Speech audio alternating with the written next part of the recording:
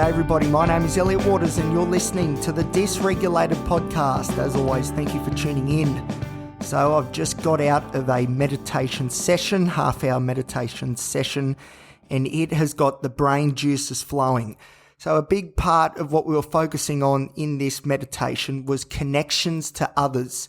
Now, me being the negative, melancholic sort of person that I am, sort of twisted that around, and I was focusing on those connections that maybe aren't as strong as they used to be, how people tend to drift into your life, and then unfortunately a lot of these great people drift out as well.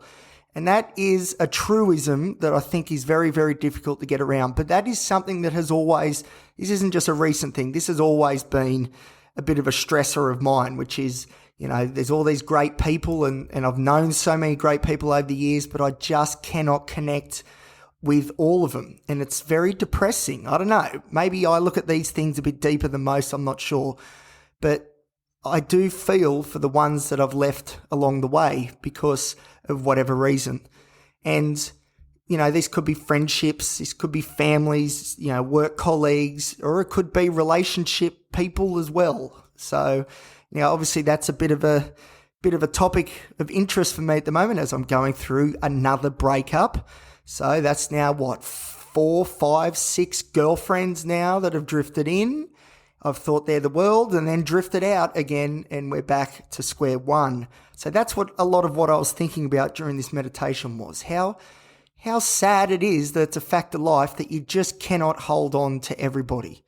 And yeah, it was getting me quite emotional actually, because there's so many people, and I'm sure a lot of you guys are listening to this show, which is amazing. Thank you for that. But there are so many people that I would love to catch up with, but you know, life gets in the way, you know, and it does. Life does get in the way.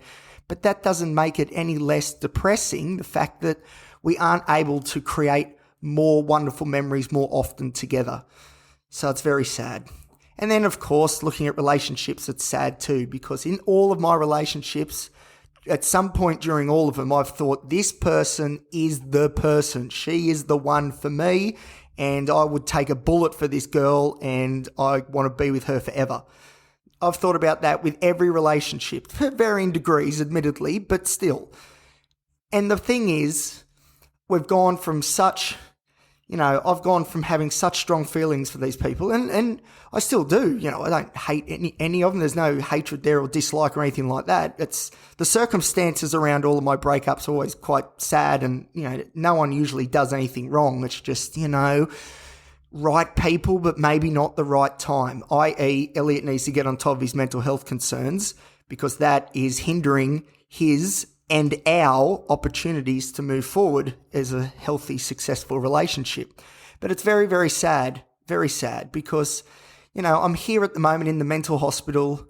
You know, it comes up a lot, obviously, mental illness and the impacts that it has on everyone's lives. And everyone's got a little bit of a different story, but there's a lot of commonalities there as well. And for me, a big part of it is losing friendships and relationships and those that I really have held so close and so dear, losing those opportunities to grow with those relationships and friendships because my mental illnesses get in the way. Like, for example, to keep connected to somebody, there has to be a degree of social inclusion or social input, I suppose. Now, for someone like me who has generalized anxiety disorder, social anxiety disorder, and now high functioning autism, those three in particular would suggest that making plans consistently to be sociable with those that you should be sociable with is a very, very tough ask. And I know that there's some friendships that have suffered because of my mental illnesses. And then you look at the romantic world, like the relationships. You know, as I said, there's no hard feelings towards any of my ex-girlfriends, and I'm very blessed that as far as I'm aware, there's no actual hard feelings towards me either from them, which is good too. But that's so sad. It's easier if you can be angry at someone. Anger is one of those emotions that really gets you up and going and doing, you know, making some big changes, and, you know, it can drive you forward. But when it's just sad because it's not really anybody's fault, that's the worst, because you just tread water and think, well, you know, no one theoretically did anything wrong, so why aren't we together? It's a lot about what I was thinking during this meditation. And it's just very sad. I don't know. It's sad to me that that's the way it has to be. And again, my mental illnesses have played a chief role in getting in the way of these friendships and relationships. And it's bloody not fair. And I am starting to get a bit angry because I've just about had enough of it. I do not want to be losing more great people from my life, you know. These great people are the types of people that you want to keep around with, you know. They build you up to do better, and I want to do the same for them. But I need to get on top of these mental illnesses before I do. And I guess that is the big challenge. I think I said maybe in one of my journal entries, maybe the second one, I don't know, go back and listen to it. It's a beauty either way. But I think in one of those journal entries, I talk about respecting the former relationship. So, you know, unfortunately, whatever relationship has fallen over, but because I respected that relationship so much moving forward, I'm going to ensure that those mistakes that happened in that relationship don't happen again, because that relationship deserved better.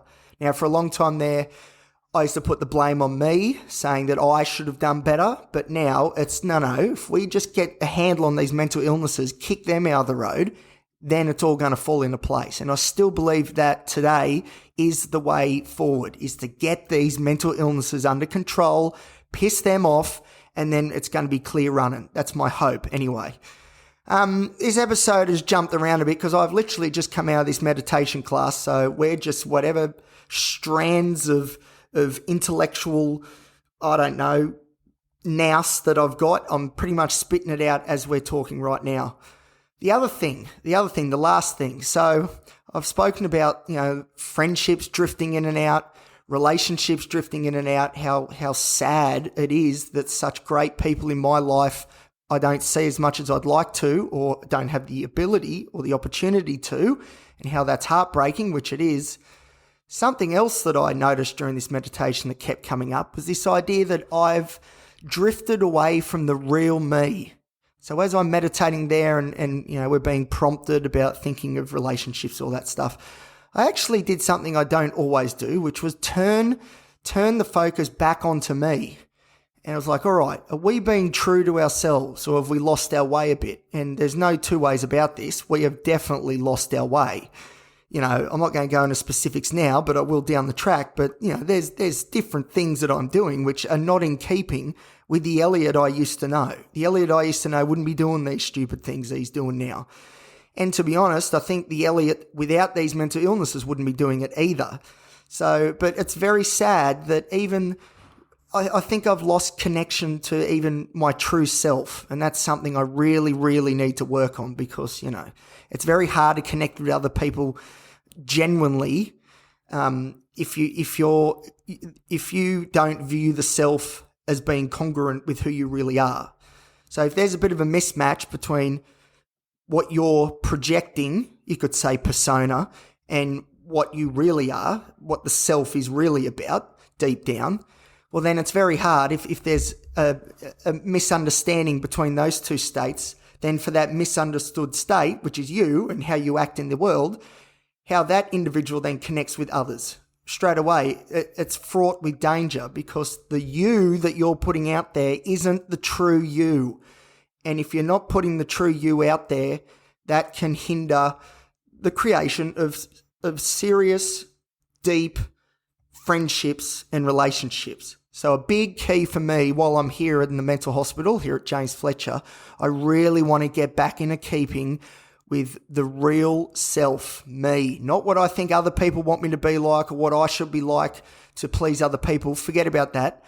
I know who I am, and I know that the person that we're portraying to other people at the moment is not that person.